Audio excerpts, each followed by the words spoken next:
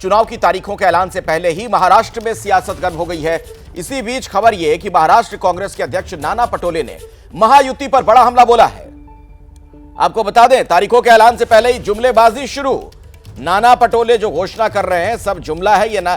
नाना पटोले ने कहा झूठे वादे करके तिजोरी खाली कर रहे हैं। एमबीए में सीट शेयरिंग की जल्द होगी घोषणा, यह भी कहा नाना पटोले ने।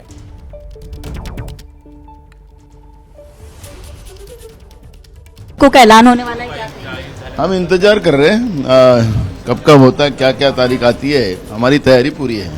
सर, सीट शेयरिंग को लेकर क्या कहेंगे? अब तक आप लोगों का डिसाइड हो जाएगा, महायुति का भी हो जाएगा, हमारा भी होगा। की तैयारी है कि एक ही तारीख में पूरे राज्य के चुनाव हो जाए, तो महाराष्ट्र मोदी जी की कृपा से जितने फेज में हो चुनाव, हम पूरी तैयार हैं।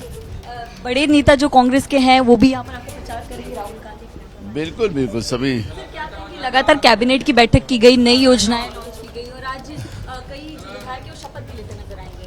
अरे मुझे देखो, ये जुमलेबाज सरकार है या संवैधानिक सरकार है। ये सरकार जितनी डरी हुई है, जो कैबिनेट में 100 डिसीजन ले रही है आखिरी के समय में, जो इनको लागू नहीं करना है, पर घोषणाओं की बारिश गिरा रहे हैं। आसमान की भी बारिश गिर रही है और इनकी घोषणाओं की बारिश हो रही है। घोषणाओं आसमान की बारिश से किसानों की फसल खत्म होती जा रही है और इनके घोषणाओं से राज्य की तिजोरी खत्म हो गई है। तो एक मामला ऐसा है, ये जुमलेबाज लोग हैं, जुमलेबाज के ऊपर तुम भी ज्यादा ध्यान मत दो। महाराष्ट्र कांग्रेस तैयार है लेकिन चुनाव कभी भी तारीख? बिल्कुल, हम पूरी तैयारी है। कैमरा पर्सन गजानन के साथ मैं नम्रता दुबे, बीपी न्यूज मुंबई। तो आपने सुना नाना पटोले को और मैं सीधे अब आपको लिए चलता हूं। मेरे साथ जैनेंद्र भी इस वक्त मौजूद है, हमारे सहयोगी। जैनेंद्र, महाराष्ट्र का चुनाव वाकई कई मायनों में दिलचस्प होने जा रहा है। एक धुरी पर बीजेपी, दूसरी तरफ कांग्रेस और दोनों बाकी जो बड़े प्लेयर वहां पर हैं, दो एनसीपी हो, शिवसेना हो, दोनों दो भागों में विभक्त हो चुके हैं। मतलब वहां चुनाव में क्या होगा, कौन किसके साथ जाएगा, क्या होने वाला, बहुत सारी सियासी खिचड़ी पक रही है। इन सब के बीच आपने भी सुना नाना पटोले कह रहे हैं कि एक तो आसमान से बारिश होती है और दूसरी बारिश जुमले वाली ये लोग कर रहे हैं बीजेपी वाले।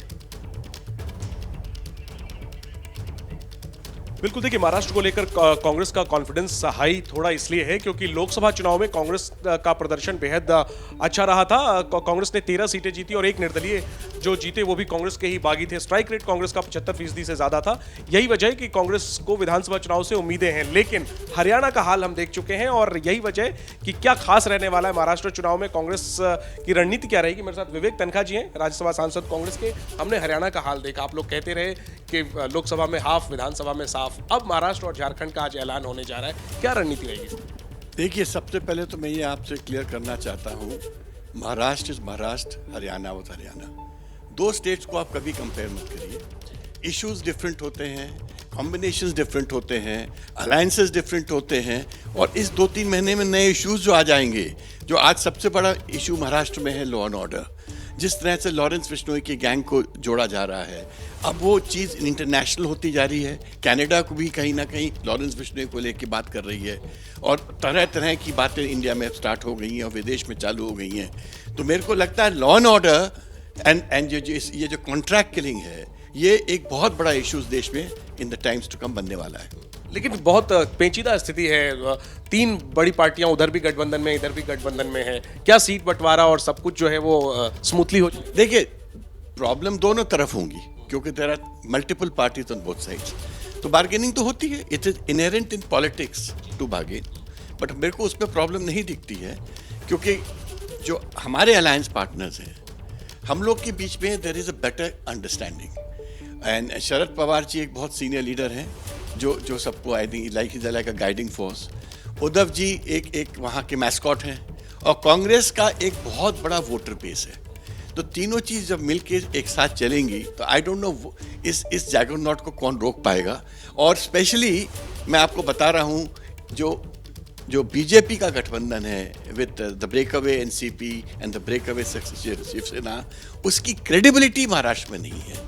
जिस प्रकार से ये गवर्नमेंट बनी थी, जिस प्रकार से ऐसा कहते हैं उस वक्त खरीद फरोख्त हुई थी, अगर ये सब बातें पब्लिक जहन में बैठ चुकी हैं तो don't be surprised if the election results are different. लेकिन विश्वसनीयता का आप सवाल उठा रहे हैं, लेकिन बीजेपी में एक अलग ऊर्जा दिख रही है हरियाणा के नतीजों के बाद और झारखंड और महाराष्ट्र को लेके अब बीजेपी एक किस्म से कह सकते हैं कि एक अलग अग्रेशन दिख रहा है, एक अलग आक्रामकता। नहीं, बीजेपी का एग्रेशन तो ऑलवेज रहेगा क्योंकि वो एक कार्डर बेस्ड पार्टी है और इस प्रकार की एग्रेसिव आउटलुक लेके वो ऑलवेज चलते हैं। बट बीजेपी का एग्रेशन तो लोकसभा के वक्त भी था। 400 पार की बात कर रहे थे, कहाँ हुआ 400 पार?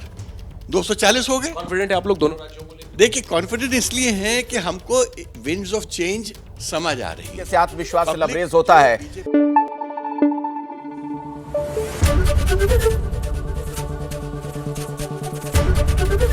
एबीपी न्यूज आपको रखे आगे।